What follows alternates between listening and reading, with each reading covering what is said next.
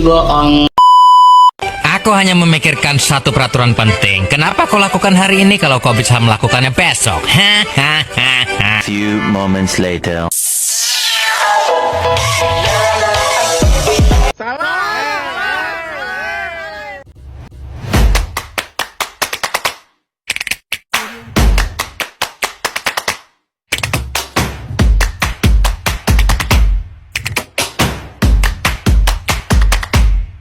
Apa nih? Astagfirullahaladzim. Dah tunggu jeda kejadian gedor. Astagfirullahaladzim, kamu ini berdosa. Bombastic side eye. Criminal offensive side eye.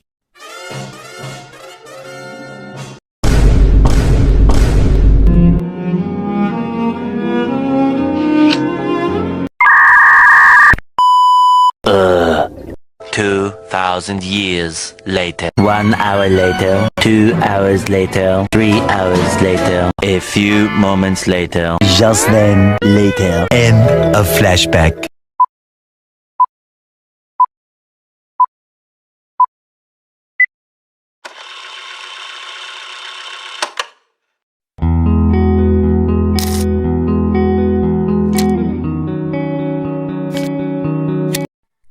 Assalamualaikum warahmatullahi wabarakatuh. Pertama-tama marilah kita panjatkan puji dan syukur kehadirat Allah Subhanahu wa taala atas segala nikmat dan karunia-Nya. Tak lupa pula salawat teriring salam kita haturkan kepada Nabi Muhammad SAW. Perkenalkan, nama saya Siti Kalisa Jasmine Atifa, dan di dalam video ini saya akan membahas atau memaparkan materi tentang konsep pembelajaran learning revolution pada pelajaran pendidikan agama Islam. Tanpa berlama-lama, izinkan saya memulai presentasi kali ini. Pertama adalah latar belakang. Pada abad ke-21, membawa perubahan pesat akibat globalisasi dan revolusi digital yang menurut sistem pendidikan lebih adaptif, kreatif, dan berpikir kritis. Konsep learning revolution hadir sebagai jawaban atas keterbatasan pembelajaran konvensional yang kaku dan satu arah, dengan menekankan proses belajar yang menyenangkan, fleksibel, dan berpusat pada siswa. Pendekatan ini bertujuan untuk membebaskan pendidikan dari dominasi sistem kapitalistik dan menjadikannya sebagai proses humanisasi yang sejati. Hakikat belajar dan relevansinya dalam konteks global. Belajar adalah proses transformasi perilaku melalui pengalaman dan latihan yang mencakup aspek kognitif, emosional, dan spiritual. Dalam era globalisasi dan dominasi kapitalisme, konsep ini menjadi relevan sebagai bentuk perlawanan intelektual melalui learning revolution yang menekankan kemandirian dan kreativitas dalam belajar. Pendekatan ini penting untuk membebaskan pendidikan Indonesia dari praktik pembelajaran yang hanya berfokus pada hafalan dan angka saja. Konsep dasar learning revolution. Belajar menekankan pentingnya penggunaan seimbang antara otak kiri dan otak kanan agar proses pelajaran lebih optimal melalui metode seperti diskusi, simulasi, dan studi kasus. Siswa tidak hanya memperoleh pengetahuan tetapi juga mengembangkan kreativitas dan respon emosional. Implementasi learning revolution.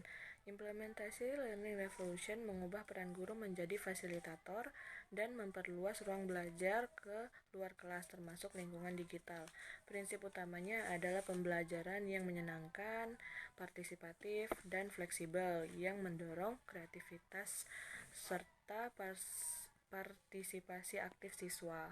Strategi dan teknik learning revolution. Strategi learning revolution menekankan pembelajaran yang aplikatif dan sistematis seperti menetapkan tujuan, menggunakan peta pikiran, bertanya dengan 5W+1H, membaca cepat, dan belajar melalui mengejar orang lain. Pendekatan ini memperkuat pemahaman dan daya ingat siswa melalui praktik dan visualisasi.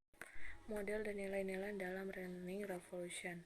Model learning revolution menekankan pembelajaran dialogis dan kolaboratif, di mana setiap individu adalah guru dan murid. anak menjadi subjek utama, didukung oleh lingkungan yang memperhatikan kecerdasan majemuk serta aspek emosional dan spiritual. Belajar dipandang sebagai orang yang menyeluruh yang membentuk manusia secara utuh, tidak sekedar mengejar prestasi akademis.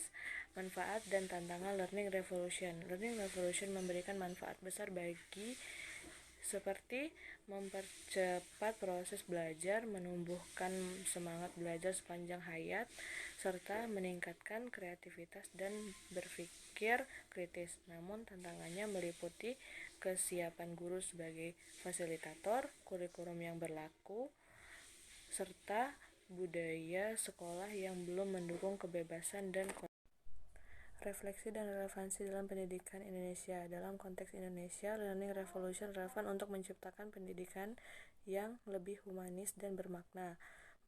Banyak siswa masih merasa tertekan karena metode pembelajaran yang pasif dan guru yang belum terbiasa dengan pendekatan partisipatif.